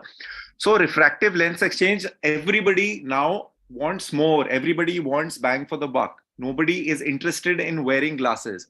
And the good old saying from back in the day that was always and always resonant with all of us Indians, fill it, shut it, forget it. That is what Hero actually started the Splendor on, and it is actually globally the best sold motorcycle for a reason, because it was fill it, shut it, forget it. And that is what our sort of thinking should be for each and every patient that comes to us. If somebody is coming to us, he is wanting longevity. That person wants that whatever be my age, be it 40, be it 50, in this case, we are discussing a 40-year-old man, that person does not want to undergo another procedure at any point of life. Put yourself into the shoes of that patient and tell me, tomorrow you want to go purchase a car, you want to go purchase a 50 lakh rupee car, and that showroom person is telling you that, well, the suspension will work for 5 years, but after that, it will need an overhaul. And I'm telling you this right away, that 5 years later, you'll have to again come back to the showroom and spend money. So nobody wants a quick fix. And in my opinion, in a 40-year-old who will be developing a cataract, and I will show you all the studies that show us that now, because now is the time that it has been over a decade that we've been putting ICLs and IPCLs, and they have started coming back to us with anterior subcapsular cataracts. The other point that was mentioned was about the risk of retinal detachment. So I have one question to everybody on this panel. A high myope, this particular gentleman comes to you with a dot PSC or a posterior polar cataract at the age of 40 or even at the age of 30. Would you operate this patient or would you not operate this patient? Everybody would jump in and operate this patient. Then if it's a clear lens, what difference does it make? If you will operate somebody who has a dot PSC, if you will operate somebody who has a posterior polar cataract, then why would you not go ahead and do a procedure in someone who has a clear lens exchange and wants that he has spectacle independence? So you see, I've pulled out a little bit of literature. 2018, this paper was there. In 2018, the incidence that they found of cataracts coming back in ICL and IPCL patients was about 1.5%. Now, so let's move ahead to 2022. This is when now it's become a decade old, and see what they found, that the incidence actually has ranged from 0.3% to 28%. And also in this article was written, it is directly proportional to the age at which the ICL is put into that patient's eye. So the higher the age at which you put an ICL into the patient's eye, the earlier the likeliness for that patient to develop a cataract and come back to you maybe 5 years later. Or maybe not come back to you actually, because you put an ICL in his eye and 5 years later he got a cataract because of the ICL that you put into his eye. The other thing that was mentioned was about TARS and endophthalmitis. You know, it's about exposing that patient to this risk twice over, once at the age of 40 and then once again at the age of 50 or 55. The other point that I would like to make when it comes to refractive lens exchange is customization. As we were discussing previously in the previous debate, here as well, we can do customization. We can do a micro monovision, we can do an EDOF, we can do a multifocal, as in how personalized the needs of that particular patient are. Whereas in an ICL or an IPCL, it is restricted. Monovision, we were all talking about. Monovision again will be able to give it for life for that patient in case we do a micro monovision for that patient or a full monovision with that patient with an EDOF lens in a clear lens exchange. And as far as getting a retinal detachment is concerned, all we need to do is make sure that that chamber does not get shallow and do a proper preoperative retina peripheral examination. Once that is done, we are absolutely clear. Otherwise, don't touch that patient. Otherwise, I would actually not even touch that patient for an ICL or an IPCL. But if the retina is absolutely fine, I see no reason why I would not go ahead with a refractive lens exchange. Thank you so much. Thank you, Ron. That was quick and to the point. Thanks so much. Kamal, you have a chance for rebuttal.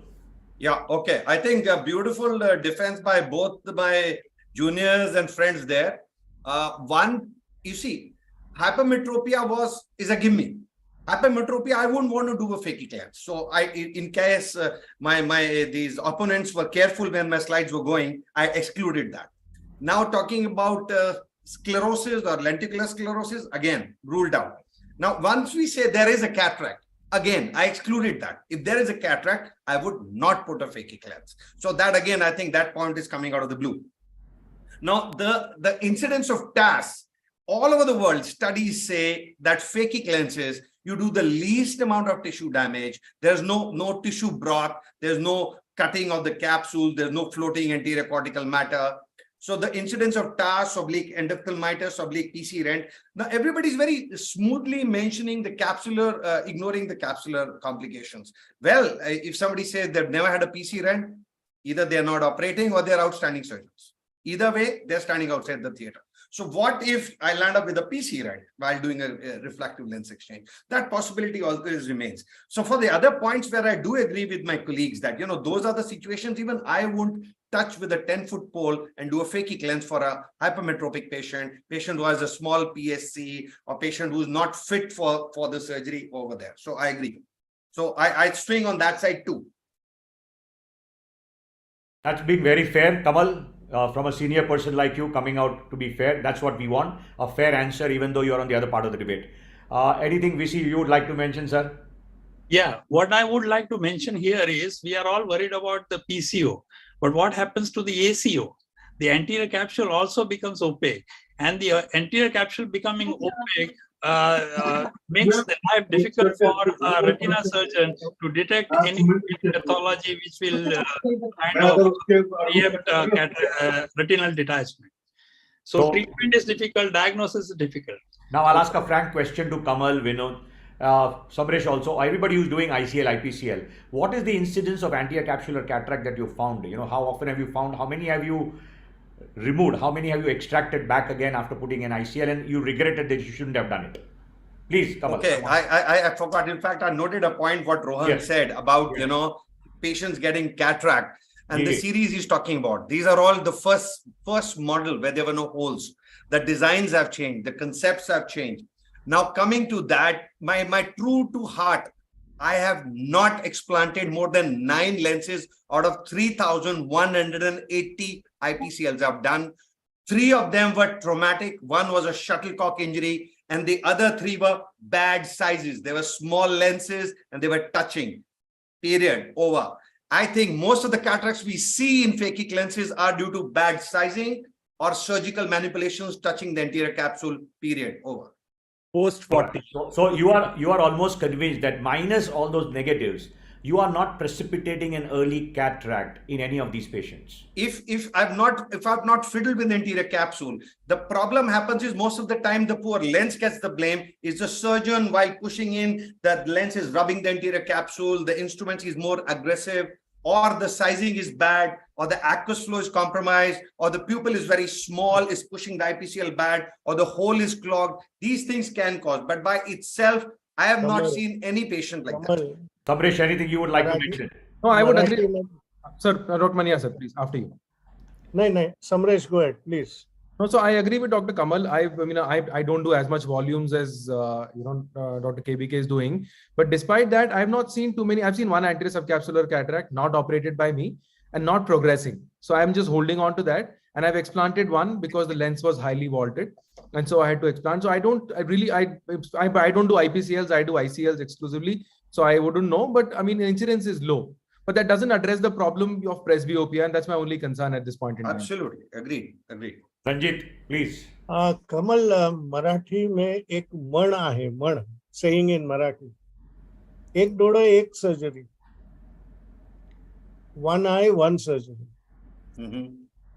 That is the reigning credo, one eye one surgery.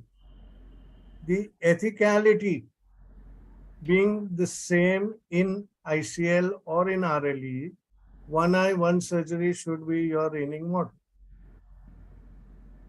I agree, sir, but then we should operate all patients at the age of 21, 22, once their myopia settled. So the point here then is they won't need if you cataract can- surgery also, sir. If With you can due get apologies. away with just one surgery in his lifetime for that one eye. So LASIK shouldn't be done, sir. Then LASIK shouldn't be done. 3,000 out of the 3,000 surgeries, how many were 40 plus?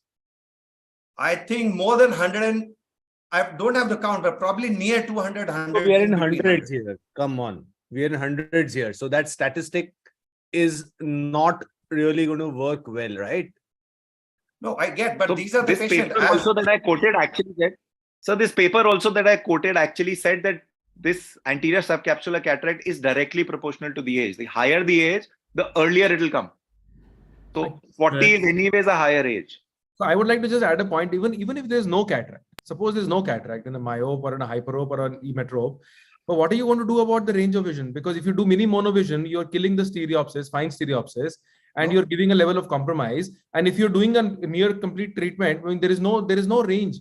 So 40-year-old is going to be 45 at some point in time, and 50 is not going backwards. But you have to give at least a solution for the next decade or two.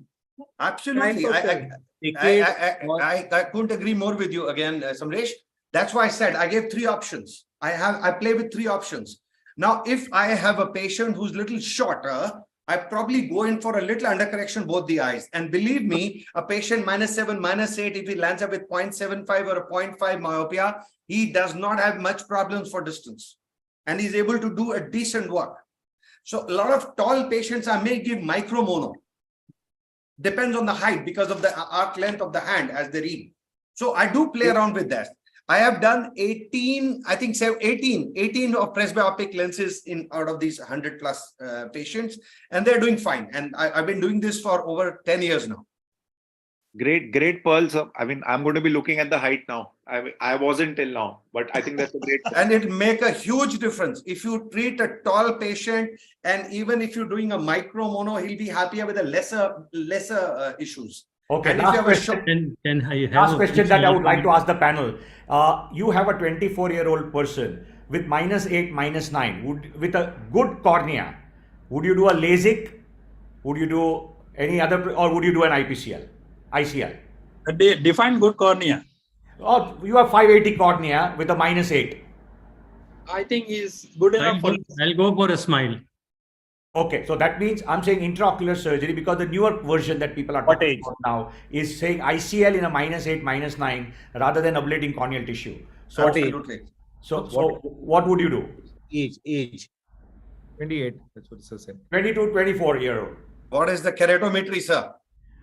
It's not, as I said, manageable. 47. You have a 47. It's not at 40 keratometry. The ball is skewed. The ball is already skewed towards LASIK. All right. I object, Your Honor. I like to take this question, sir. I You're like to take skewing this question. No, I have had these patients who are coming in quite often, and I give them a choice of both. And I tell them my first choice is to put an ICL, and my second choice would be to do a LASIK, preferably a femto LASIK or topo guided. The reason why they make certain choices is more financial than practical. But I do tell them I don't want to take out that much tissue. I would rather do a tissue addition procedure. The quality of vision at a high myopia, sir, I'm sure we all will agree. In closed doors, you correct -8, change the corneal curvature from even if it was 48. The mind was used to that curvature. When you flatten that cornea by around 6 to 7 diopters of flattening, it is going to affect the quality of vision, period. All right. So Also, we had a the great downtime for a 20-year-old is difficult. Downtime of a. I wouldn't do a cataract for. Okay. Yeah, we are running short of time. Yeah, we have taken Dr. Lane's time, 2 hours instead of 1 hour. Thank you so much, everybody participating. Dr. Lane, sir, would you like to give your comments and the prizes, please? Basically, I think it was an excellent discussion. I appreciate the whatever they have presented, and I think once there is a debate, in debate all type of things will come, and I think really everybody has studied and they have got an excellent experience. So my comment is that in the what they are saying about the ICL and IPCL. So when the patient age is less, that is a 20 to 40. In these years, I think it is better to go for ICL and IPCL. And if the age is more, that is 40, then you can go for the lens exchange. Before that, we should not go for the lens exchange. We have done the study of 100 cases, and I think the results are not good. So I think it is better, if it is possible, go for LASIK. If not, then you can go for the ICL or IPCL. And about the first and second debate, I think in only one question I want to ask you. In ICL, IPCL, who is the team? It means you want the Kamal and Samresh is a team? No, Kamal and VC Mehta is a team, and Samresh and Rohan. Okay, okay. Then the in the first, I will go for the team. See, now I think the I'm giving only the scientific presentation and the discussion. The team, we three all, it means Ragini, I see, has joined from the phone, so we could not spoke to her. But I think with me and Kuresh and the Ranjit, we three discussed, and we have decided the team and also the first, second, third runner. And as three of we met, we have not got any money, so it is only the science. And in the science, the first team goes the multifocal. Multifocal is the best team because they have really put a science in front. The then the individuals who has good debate, the Rohit Om Prakash goes first. He has done a very good debate and clear understanding in him. Though he has implanted the VBT in the mother-in-law, but he has done a good work. And so Rohit is really did an excellent.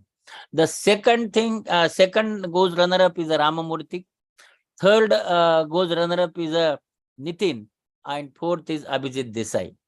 These are the teams. And here the ICL and IPCL. The team is the Kamal and this VC Mehta team. That goes the good team. But the debate and the clear understanding is Rohan Mehra goes first. He has done an excellent job putting the every science together. And runner-up is Samresh and Kamal. So these are the runner-ups here. Thank you, sir. So what is a discussion we had done, and this is the final. And I appreciate the effort by my secretary and my president of Bombay Ophthalmic Association. I really thank to each and every faculty who joined today and presented their presentation. Thank you. Thank you. Dr. Thank you, Ragini, sir. a few words Thank from you, you, everybody. please. Dr. Ragini. Wonderful. Yes, sir. So it was a great. I mean, I'm sorry I joined a little late, but I really enjoyed it. I enjoyed the debates, and what the first topic that you chose for the webinar was really important. Like you said, that there are so many doctors who always have doubts and would like to learn from the experts. Everybody who joined here today were really very good. Have done a lot of cases. Were very frank and honest with their opinions, and the discussions were very good. And of course, the judges are my bosses, so I really enjoyed their comments too. Himanshu bhai, a great way to begin the new year, and I had a greatest time. Thank you. Thank you so much for, we appreciate your presence, Dr. Lane sir and Dr. Ragini. Over to Manish.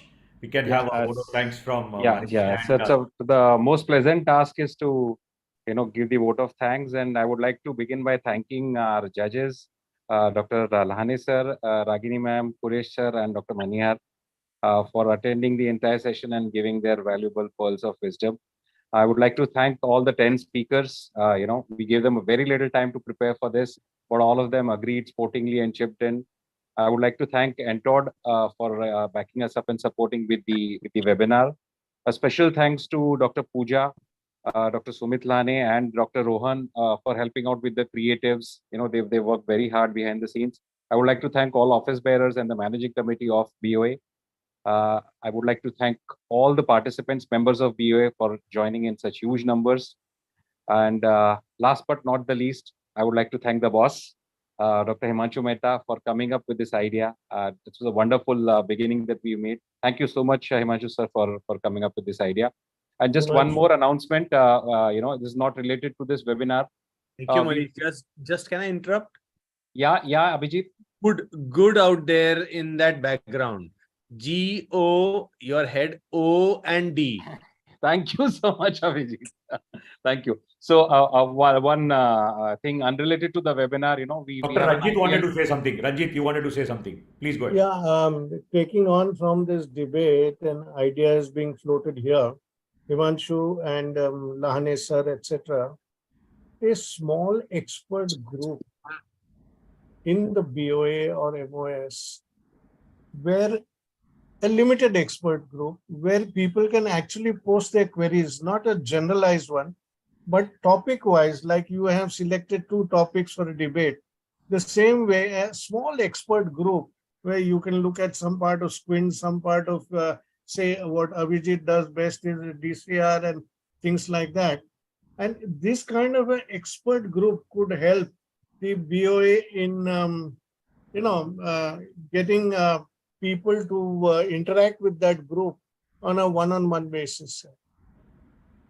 That's a takeaway, I think. And this was an excellent debate. To start off the year, Himanshu, hats off. And every speaker was great. Every speaker was great. Thank you.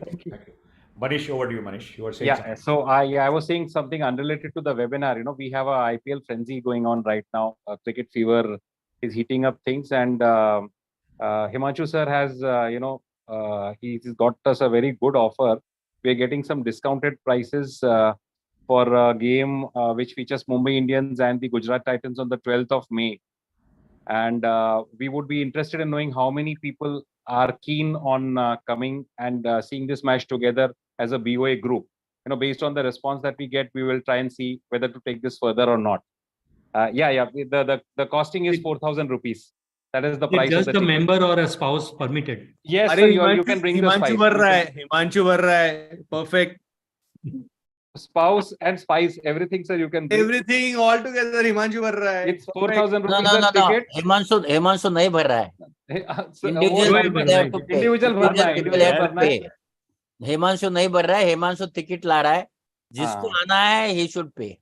हम देख रहे हैं कहीं किसी से पैसा मिलता है क्या? अगर मिल गया तो कंपनी से लेंगे, नहीं मिल गया तो खुद अगर देने के लिए तैयार है तो टिकट मिलाने का काम हिमांशु कर रहा है.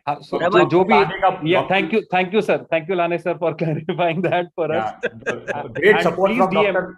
Great support Manish from Dr. Lane and Manish to get this, and because it will be fun, 100 of ophthalmologists going and cheering and having fun. It's a sight to be seen. So please spread a word amongst your friend and personally message me or Dr. Manish that we know within next 48 hours how many are interested.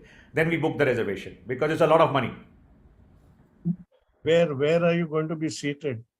Sachin Dr. Himanshu, I cannot take my leave because I have to go for the repeat MRI. Kamal, you are also invited for the IPL, by the way. Thank you. Thank you. I've got to go for my repeat MRI. Okay, just to thank him specially. He has sprained his ankle. He went for an MRI, went to the orthopedic. He's got a cast, but he's still here smiling with us all the way through. Thanks, Kamal, for your time. Okay, bye-bye. Manish, finish your announcement. Yeah. No, so I just request that whoever is interested in the game, please send a DM directly either to Himanshu sir or to me, and we'll try and see how we take this forward. And we look forward to having more interactive sessions. And once again, a big thank you to Lane sir and our chairman scientific Ragini ma'am for guiding us. Thank you so much. Please have a pleasant week ahead. And we look forward to seeing you for the next BOA event soon. Closing words, Himanshu sir, then we call it a day. Yes, thank you. First of all the participants who have been watching this show, I'm really thankful to them for getting us motivated to see that we have a wonderful debate. All the participants really participated with their heart. You could see the energy flowing when they were very, very adamant on their point. And these are such relevant issues. And of course, all the judges. I'm very thankful to Dr. Lane, Dr. Ragini, Dr. Ranjit Manyar, and Kuresh for having spent their valuable time despite their busy schedule to listen to the whole thing and get the judge so well. Thanks, sir, Dr. Lane and Dr. Ranjit Manyar and Dr. Ragini. Thank you. And thank you, Manish. You have been a great backbone and support for getting the whole thing executed. Much appreciated. And of course, NTOD for having this initiative to get us going. And all the prizes are also sponsored by NTOD. We really appreciate Mr. Kishore Masurkar and Raman, who has really gone through the whole thing. Thank you. Could you, all the prize winners, could you just text your addresses, because we'll fast the prizes to all the winners. Can you please text your addresses on Manish or me, whatever. Yeah. Please do that. Yes.